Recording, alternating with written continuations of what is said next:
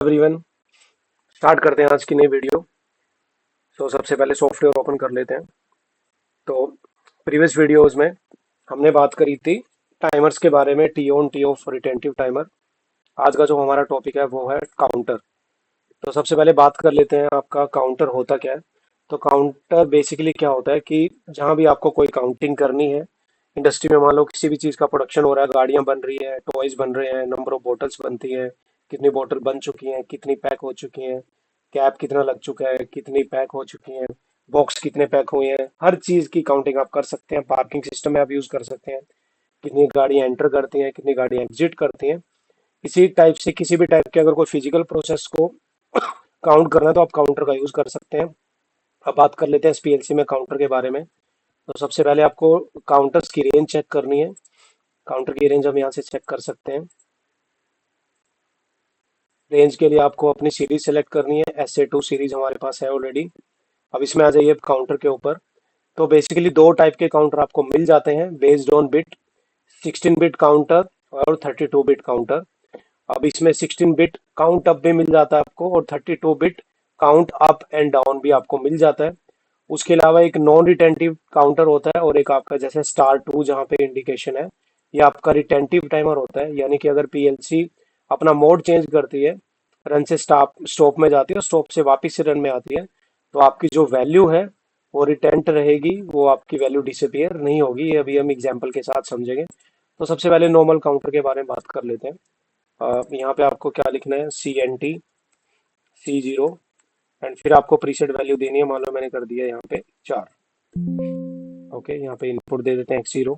तो काउंटर को आप मैनुअली भी ऑपरेट करा सकते हो, मैनुअल पल्स प्रोवाइड करके, या फिर आप ऑटोमेटिक पल्स जनरेटर भी यूज कर सकते हैं टाइमर के थ्रू, और या फिर आप इंटरनल क्लॉक पल्स का भी यूज कर सकते हो, ताकि काउंटर को हमें मैनुअली ऑन ऑफ ना करना पड़े। अभी हम काउंटर को मैनुअली इनपुट से ऑन ऑफ करते हैं और काउंटर का डन बिट यूज कर लेते हैं NO से, और यहाँ पे आउटपुट दे देते हैं काउंटर का NO, दैट इज C0 जो भी काउंटर का नंबर है, आउटपुट Y0। काउंटर को रीस्टार्ट कर देते हैं। रीस्टार्ट करने के लिए फिर आपको एक इनपुट देना है और आपको एक आउटपुट लगाना है रीस्टार्ट के लिए। इनपुट को मान लो मैंने एड्रेस दे दिया X1 और यहाँ पे लगा देते हैं रीस्टार्ट। रीस्टार्ट कैसे करेंगे, इस पे कॉल पे क्लिक करना है आपको और इसको हम कन्वर्ट कर देते हैं रीसेट में। और जिसको भी रीसेट करना है उसका एड्रेस आपने दे दिया C0 का। तो एक सिंपल एग्जांपल है ये। प्रोग्राम को सबसे पहले हम डाउनलोड करते हैं, compile, write to PLC, program transfer करना है।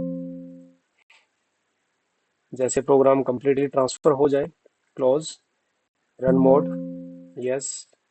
अब आपको यहाँ से ऑनलाइन मोड में जाना है। अब मैनुअली पहले चेक करते हैं काउंटर की वैल्यू 0 है।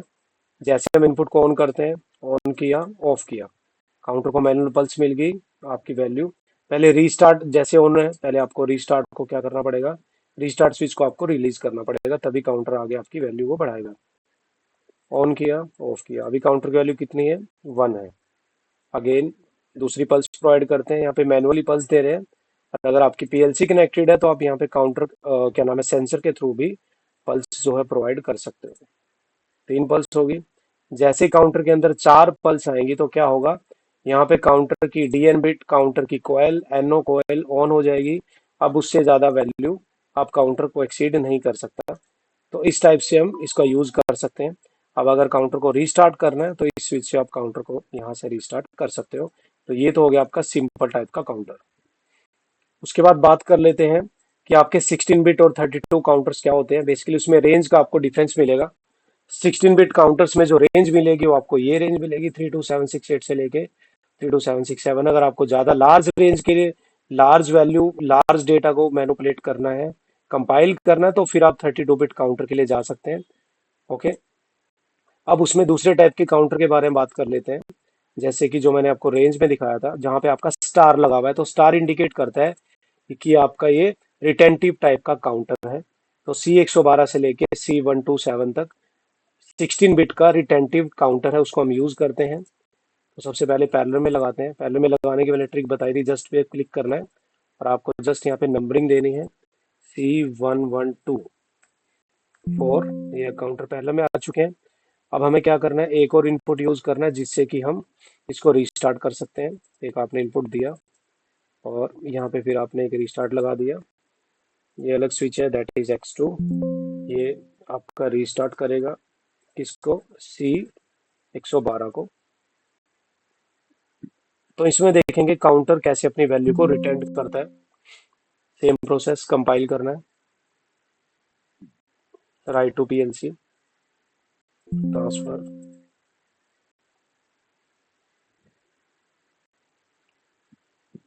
ओके, यहाँ पे एक एरर शो कर रहा है क्योंकि हमने यहाँ पे नंबरिंग नहीं दी है। प्रीसेट हम 4 कर देते हैं। तो आपको नीचे एरर को चेक करना, अगर कोई भी एरर आता है तो आपको उसको करेक्ट करना पड़ेगा। देखो कंपाइल के टाइम पे आपको दिखाएगा अभी 0 एरर 0 वार्निंग, इट मीन्स हमारा प्रोग्राम ओके है। नेक्स्ट प्रोसेस पे मूव करते हैं, write to PLC, transfer. Okay, okay, close. अब आपको रन करना है एंड यहाँ से ऑनलाइन मोड। इनिशियली आपको चेक करना है दोनों काउंटर के अंदर इनिशियल कोई वैल्यू नहीं होनी चाहिए। ये भी 0 पे है और ये वाला काउंटर भी आपका 0 पे है। अगर 0 पे नहीं होता तो आप रिस्टार्ट से इसको रिस्टार्ट कर सकते थे। अब मैनुअली पल्स प्रोवाइड करते हैं, ऑन किया, ऑफ किया। अभी लगेगा कि आपको इसमें कोई भी डिफरेंस नहीं है, बट देखिए इसमें क्या डिफरेंस आएगा। 2 पे गया तब भी 2 है। अब जैसे ही अगर मैं इस PLC को स्टॉप मोड में कर देता हूँ, तो अब देखिए इस काउंटर की वैल्यू 0 हो जाएगी, बट इसकी काउंटर की वैल्यू 2 ही रहेगी। देखिए स्टॉप कर दिया मैंने और देखो 0 हो चुकी है। वापिस से अगर रन करता हूँ तो ये काउंटर अपनी वैल्यू को एक्युमुलेट करता है, 2 वैल्यू पे है, बट ये वाला काउंटर आपका कितने पे है, 0 पे है। तो ये टाइप के आपके जो काउंटर है वो नॉन रिटेंटिव है। और जो आपका ये वाला है जहाँ पे हमने स्टार के साथ इंडिकेशन था, वापिस से मैं आपको शो कर देता हूँ। तो जहाँ भी स्टार 2 करके लिखा हुआ है वो सारे आपके रिटेंटिव टाइप के काउंटर है। तो इस टाइप से आप जो है 16 बिट काउंटर का यूज कर सकते हैं।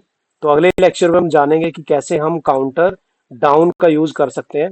आई होप कि आपके आज की वीडियो समझ में आएगी। अगर कोई भी आपको डाउट है तो कमेंट में आप जो है कोई भी डाउट अपना पूछ सकते हैं। Thank you.